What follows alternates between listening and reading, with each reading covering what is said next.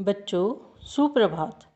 मैं अमृत Indo Canadian अकादमी की हिंदी अध्यापिका कुसुम नैयर आज आपको कक्षा 7 की हिंदी की पाठ्य पुस्तक बसंत भाग 2 के 6ठे अध्याय रक्त और हमारा शरीर के बारे में पढ़ाऊंगी, जिसका लेखक है यतीश अग्रवाल। ये अध्याय किसके बारे में है? रक्त के बारे में। रक्त किसे कहते हैं? खून को। आप सब जानते ही हैं कि हमारा खून कैसा होता है। जानते हैं ना, लाल रंग का होता है। हमारे शरीर में खून क्या काम करता है? ऐसी बहुत सी बातें हैं, जैसे ब्लड बैंक के बारे में और रक्तदान के बारे में।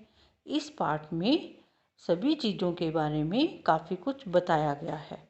अच्छा बच्चों, इस पाठ को शुरू करने से पहले ये बताइए कि कभी स्कूल में या घर में खेलते समय आपको चोट लग जाती है ना, और आपको खून निकलने लगता है, तो फिर क्या करते हैं?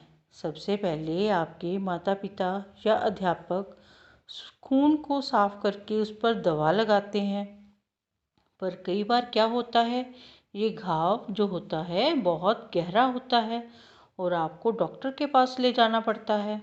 तब डॉक्टर आपके घाव को देखकर उस पर कई बार टांके भी लगाता है। जब आप अपने घाव से वह खून बहता हुआ देखते हैं, तो क्या आप उस समय जानते हैं कि इस खून में कितनी बातें छिपी हुई हैं, जो कि आपको जानकारी के लिए बहुत आवश्यक हैं। तो आइए इस पाठ के द्वारा ये खून के बारे में, रक्त के बारे में सारी जानकारी प्राप्त करते हैं। इस पाठ में जो कहानी है वो 2 बच्चों की है और एक डॉक्टर की। इस पाठ में अनिल और दिव्या नाम के 2 बच्चे हैं। अनिल जो है वो दिव्या का बड़ा भाई है और दिव्या जो है वो शुरू से ही कमज़ोर सी एक लड़की है और बीमार रहती है। पर कुछ दिनों से वह बहुत ज़्यादा ही बीमार रहने लगी और उसके घर वाले अनिल के साथ दिव्या को डॉक्टर के पास ले जाते हैं। डॉक्टर क्या करता है, पहले उसकी जांच करता है, उसको देखते हैं, फिर उसको खून की जांच करने के लिए दूसरे कमरे में अनिल के साथ भेजते हैं। यहाँ पर एक डॉक्टर दीदी होती है जो कि खून का परीक्षण करने के लिए थोड़ा सा खून जो है दिव्या की उंगली से निकालती है। और जब अगले दिन अनिल रिपोर्ट लेने के लिए दिव्या दीदी के पास जाता है, डॉक्टर दीदी के पास जाता है, तो डॉक्टर दीदी अनिल को बताती है कि दिव्या को अनीमिया हुआ है। तो अनिल अनीमिया के बारे में जानना चाहता है कि अनीमिया क्या चीज़ होती है। दीदी कहती है कि अनीमिया का अर्थ है शरीर में खून की कमी का हो जाना। और अनीमिया में जानने से पहले बच्चों आपको खून के बारे में जानना पड़ेगा कि जो हमारा खून लाल रंग के द्रव्य की तरह लगता है, अगर उसकी जांच की जाए तो वह भानुमति के पिटारे से कम नहीं लगता। अर्थात साधारण दिखने वाला खून बहुत सी चीज़ों को अपने अंदर समेटे हुए होता है। डॉक्टर दीदी भी यही कहती है कि हमारा जो खून है वो 2 प्रकार के पदार्थों से बना होता है।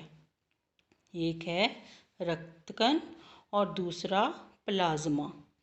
प्लाज्मा जो होता है वो तरल होता है, अर्थात लिक्विड होता है। इसमें जो रक्तकण होते हैं वो तैरते रहते हैं। रक्तकण जो होते हैं वो भी 3 प्रकार के होते हैं, जैसे एक होता है लाल रक्तकण और दूसरा होता है सफ़ेद रक्तकण और तीसरा बिंबाणु अर्थात प्लेटलेट कण जिनको कहते हैं वो होते हैं। ये तीनों कण हमारे शरीर में अलग अलग तरीके के काम करते हैं। अगर हमने खून की जांच करवानी होती है तो इसकी जांच जो होती है सूक्ष्मदर्शी यंत्र द्वारा की जाती है। इसमें क्या किया जाता है, खून की कुछ बूंदों को एक स्लाइड पर लगाया जाता है और रक्त की इन बूंदों को सूक्ष्मदर्शी यंत्र द्वारा देखा जाता है। जब इन खून की बूंदों को यंत्र द्वारा देखा जाता है तो उससे पता चलता है कि ये जो बूंदें हैं वो हमें किस रूप में दिखाई देती हैं, बालूशाही के रूप में। बच्चों, क्या आप जानते हैं कि एक ही बूंद में हमें कितने ही बालूशाही देखने को मिलते हैं? वो नए लाल रक्त कण हैं। इन्हीं के कारण ही हमारा खून लाल रंग का दिखाई देता है। अगर हमारे शरीर में 1 मिलीलीटर खून लिया जाए तो इनकी संख्या 40 से 55 लाख कण तक होती है। बच्चों, क्या आप जानते हैं कि हमारे पूरे शरीर में कितना खून होता है? 5 लीटर खून होता है।